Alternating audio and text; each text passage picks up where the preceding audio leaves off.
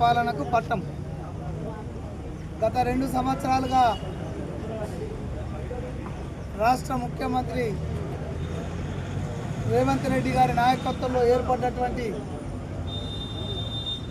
కాంగ్రెస్ ప్రభుత్వం హయాంలో ఈ రాష్ట్రంలో ముఖ్యంగా హైదరాబాద్ నగరం పైన రాష్ట్ర ప్రభుత్వం పెట్టినటువంటి శ్రద్ధ జూబ్లీస్ ప్రజలు కాంగ్రెస్ పార్టీకి పట్టం కట్టింది.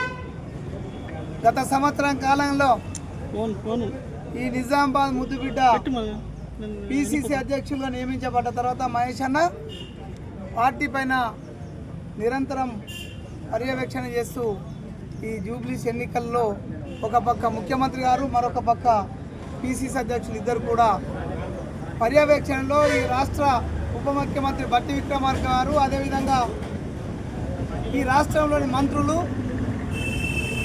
చైర్మన్లు, కార్పొరేషన్ చైర్మన్లు, కాంగ్రెస్ ప్రతి కార్యకర్త ఈ ఎన్నిక నాదిగా భావించి కష్టపడ్డందుకు జూబ్లీహిల్స్లో కాంగ్రెస్ పార్టీకి విజయం సిద్ధించింది. ఖచ్చితంగా నిన్న మొన్నటి వరకు తిరిగి ఈరోజు కూడా కేటీఆర్ మాట్లాడుతున్నటువంటి తీరును ప్రజలు గమనించారు. నిన్నటి వరకేమో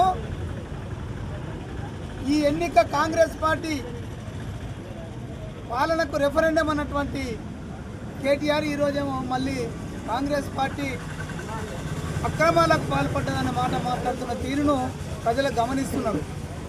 కేటీఆర్ గారు, నువ్వు గుర్తుంచుకో, ఇక రాబోయే ప్రతి ఎన్నిక నీకు ఒక ఓటమే తప్ప నీకు విజయం అనేది లేదనే విషయాన్ని గుర్తుంచుకోవాలా.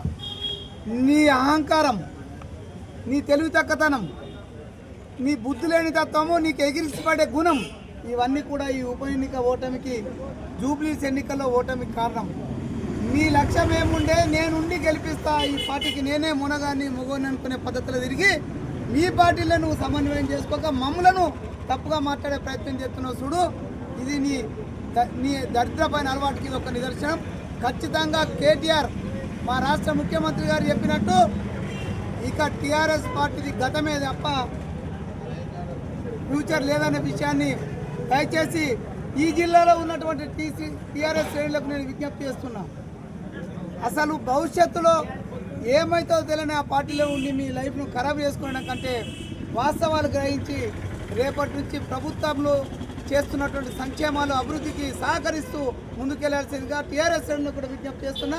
ఖచ్చితంగా ఈ జిల్లా నుంచి కూడా చాలామంది నాయకులు ఈ జూబ్లీహిల్స్ ఎన్నికల్లో పాల్గొన్నారు. అందులో ముఖ్యంగా నేను, నాతో పాటు నుడా చైర్మన్ తయార్బీన్ హమ్దాన్, అన్వేష్ రెడ్డి, ఈరవత్రి అనిల్, సునీల్, వినయ్, షబీర్ అలీ గారు, పెద్దోళ్ళు సుదర్శన్ రెడ్డి గారు, షబీర్ అలీ గారు, భూపతి రెడ్డి గారు, ఇట్లా అంటే చాలామంది ఈ అన్ని నియోజకవర్గాల కార్యకర్తలు, ముఖ్యంగా అంటే ప్రతి నియోజకవర్గంలో ఉన్నటువంటి కార్యకర్తలు కూడా పాల్గొన్నారు. అంటే మాకు నిజంగా సంతృప్తినిచ్చింది. మేము ఈ విజయంలో భాగస్వామ్యం నిజామాబాద్ జిల్లాకు కూడా గర్వంగా ఫీల్ అవుతుంది. ఈ కార్యక్రమంలో విజయంలో పాల్పంచుకున్నటువంటి జిల్లాకు చెందినటువంటి పాల్గొన్న ప్రతి కార్యకర్తకు జిల్లా కాంగ్రెస్ పార్టీ పక్షాన ధన్యవాదాలు తెలియజేస్తాను.